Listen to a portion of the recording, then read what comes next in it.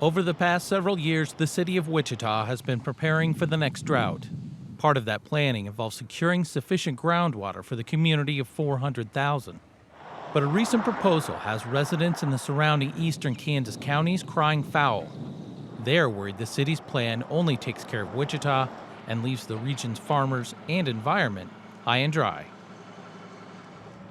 The rules governing water rights in Kansas are complex. In the summer of 2005, the city of Wichita started a program along the Little Arkansas River to collect, treat, and inject surface water into the Equus Beds aquifer for future drought mitigation. City officials want to redesignate the water so it can be used for aquifer storage and recovery credits, or ASRs. What makes ASR different is we're bringing new water to the discussion. We're taking this excess surface water, cleaning it, injecting it into the aquifer, and that's the water that we can recover from our ASR credits, not the native groundwater, not the native groundwater rights that we and others have in the area. Lower levels in the city's well fields during a drought in 2011 created concern about aquifer recharge credits. In 2018, the city of Wichita had the opposite problem. Water levels in the well field were so high, the city was limited on how much water could be put back into the aquifer. Currently, ASRs can only be acquired when there is room in the aquifer. It was these two events that prompted the city of Wichita to suggest the creation of a new designation for water credits. And what we have proposed is aquifer maintenance credits. We would take the surface water, treat it, take it to town, treat it again, use it to meet customer demand in these in-between years, the years between droughts. And during that time, each gallon of surface water that we take through our plant into town leaves a gallon of groundwater in the ground to keep those full aquifer conditions. That's what we're trying to get to. Wichita officials believe the change will increase the amount of water available to the city in times of drought and the ability to collect credits even when they are blocked from injecting water back into the aquifer. So the 1% drought, the 1930s level drought, and as a result of that, now we need to collect credits over the long term for use very infrequently. That's a big change. The second big change is that we need to figure out a way with a full aquifer to still be able to produce credits, because we've got to produce credits every year in between droughts so that we have credits available to use during the drought. So we need to have a way to be able to do that. But Kansans living outside of Wichita are opposed to the idea, saying the city is trying to use water farmers and ranchers rely on. Each operator is allotted a specific amount of acre-feet to use on their crops or water their cattle.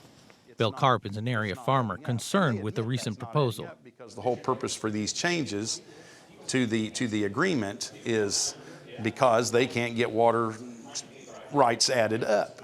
So since they can't get them added up, they've come up with an idea that we'll send the water to Wichita, and since we're sending it to Wichita, it'll be just the same as putting it in the ground.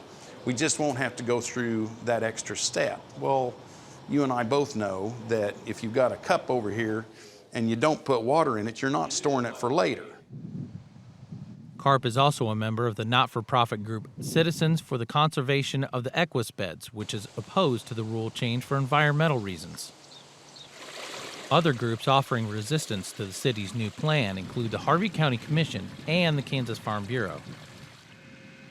Groundwater Management District No. 2, a division of the Kansas Department of Agriculture, is charged with overseeing water usage for agricultural purposes around the area of the Equus Beds aquifer. The Halstead, Kansas-based group and its board of directors also opposes Wichita's request to change the rules. As I've indicated, the city would be happy to answer your questions. The Kansas Department of Agriculture, which will make the final decision, has held public gatherings for groups to voice concerns on the plan. Last December, members of the Citizens for the Conservation of the Equus Beds, along with other rural water users, packed a meeting room in Wichita to lend their thoughts to the city's proposal. This attempt to take more, to drop to a deeper depth, particularly in drought times, it won't just be affecting Wichita. It will affect all of us who live directly over the Equus Beds.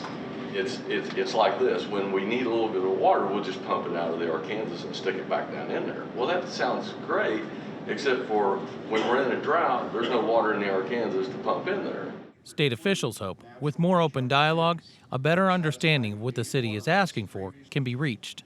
It's their duty and their job to plan for these droughts to make sure their citizens have water in times of need. So you're playing that against, the irrigators and the homeowners out in the area who have wells that they rely on, and they're concerned about water levels dropping or water quality deteriorating. And those are all valid concerns. And the way to make it right, I guess, is to make sure that all the terms and conditions protect everyone while fulfilling everyone's need to the extent possible. So that's what we're pursuing here. The Kansas Department of Agriculture is conducting a study to determine the effect of the city of Wichita's plan. A final decision on the proposed changes is expected by the fall of 2019. From Market to Market, I'm John Torpy.